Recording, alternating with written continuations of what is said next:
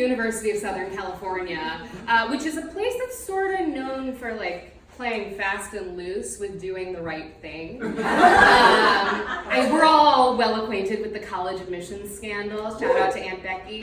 But it's been going on for a really long time. Like when I was there, Lil Romeo, the rapper, was on the basketball team. Like pretty sure the only thing that disqualifies you from playing basketball is being Lil, you know? But stretching the truth aside, like I had a pretty great time there. I made a lot of really close friends, including my first best friend, Allie.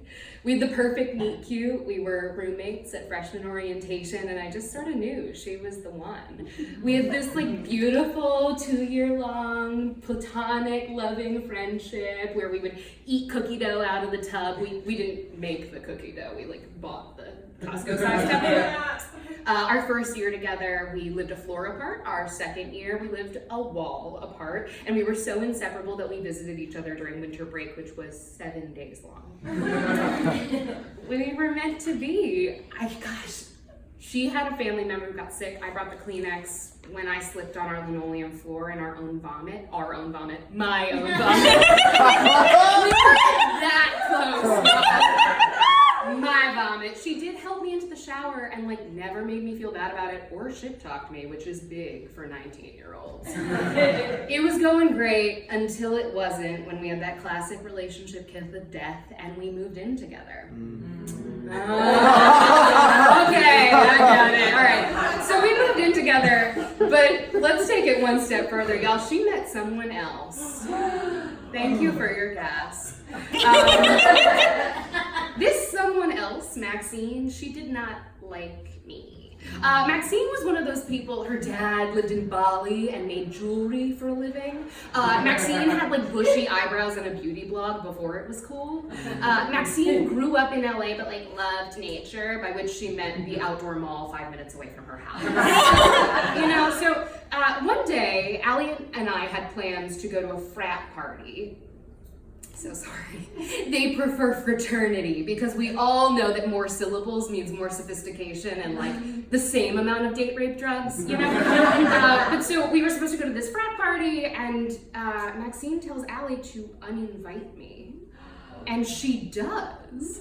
And so like really hurt, I find someone else to go with and I go to the party, but remember our relationship at this point is deteriorating. And what do you want when you have a deteriorating relationship? To see the other person miserable even if they're not with you. So when we ran into each other at the party, Allie was mad. So a week goes by in our like shoebox apartment. I mean, our apartment was like half the size of this room. A week goes by, we barely speak to each other. And we sit down to have a like state of the relationship conversation where Allie tells me that she'd like to take some space from our friendship. It's half the size of this room, there's no space. There is no room for space. But not only that, she wants to divvy up our belongings. So she goes and she buys her own not pots and pans. She buys plates and silverware and cups and blah. And I'm asked to buy a pot. Fine. It's weird, but it's fine. So one night, I'm making cookies because I'm sad. And I make the cookies and it's late at night and our kitchen sink is essentially her nightstand. So I leave them to soak overnight because metal pans, metal sink, it's very loud. Leave them to soak overnight, run to my 8 a.m. class, fully intending to come home, wash the pans, and I get out of my class and I look at my phone and I have this text from Allie and she says, it's fine if you want to use my pans, but like, can you please wash them afterward? The grease is really bad for the pans. Okay, so these pans though are like from a Costco multi-pack circa 1996. They maybe cost like $6 divided by 4, so like $1.25 a pan, which I know because they're mine. This girl, she's taken fucking everything in the breakup, okay? She took the friends, and not only that, she took the good room in the apartment because, and I quote, I need natural light to be happy, and you knew that when you moved in with me. Bitch, I'm not fucking Dracula, are you serious? No. Okay, so I send her a text back, because this is it, right? Like, this is the last straw. And I send her a text back, and I say, like, I totally get it, very clean, but they're my pants. And she responds by telling me that I should keep the pans if they're that important to me, but I should never expect her to fucking respect me again, ever. Okay, so now it's on, right? So I rush home in a frenzy, and I'm ready. I'm gonna like lay out all of the evidence. So I write a little note saying like, here's what you're about to see, and then I print out the Facebook message that itemized every single thing that we were each bringing from home to the apartment, and I place it, and I write out like Exhibit A, and then I place my little Exhibit B marker, and then I reach for Exhibit B and realize I don't have it. There is no Exhibit B. So... Okay, so this is the point in the story where normally I would lie. But I don't know any of you. So this is as safe a space as it's ever gonna be. This really is the first time I've told anyone this. I just want you to keep in mind, I was a woman in desperation, and I did what I needed to do. I flipped the unwashed baking sheet over on the table. I grab a knife and I carve the initials S and A into the bottom right corner. So that I could tell people that I knew these baking sheets were mine, not just because of the list, but because my mother had brought them to the synagogue for my sister's bat mitzvah. My mom's initials are S and N. Actually, my sister's initials also S and N because I wanted to preserve optionality depending on what lie I wanted to tell that day.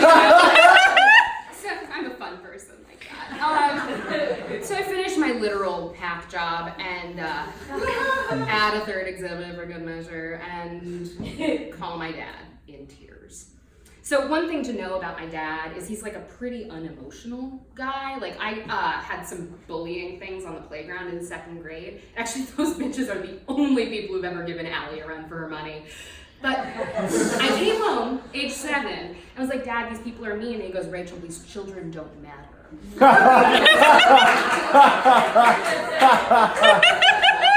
He's not wrong, but I was 7. So I digress. I call my dad and I'm like, look, I don't know what to do anymore. Like this has been going on for a month at this point. And he goes, Rach, you gotta take the high road. Okay, but Dad, I don't want to take the high road anymore. Like I've been doing this for a while. I'm really ready for the low road. And he says these words. But like I've tried to live my life. They're good words. He goes, those who take the low road are diminished in the long run. Well, so I let the words sink in, and I strike the exhibits, and I back away from the table, and I wash the pans, and I mourn the loss of a friendship that was. Look, breakups are hard, y'all. Like, it doesn't matter if it's the dude you've been seeing for a year or if it's your first college best friend. I took the high road in that moment with Allie. But I've been living on the low road ever since. I have been telling the same lie to every close friend of mine. Like literally every person for a decade I've been lying about these initials being on the pans when I brought them to Los Angeles. And the only thing that I've really learned is that I should have taken the low road in the first place. It would have been a hell of a lot more satisfying, y'all. There's not a lot of pride in the low road, but there's no traffic. And there's a hell of a lot of natural light.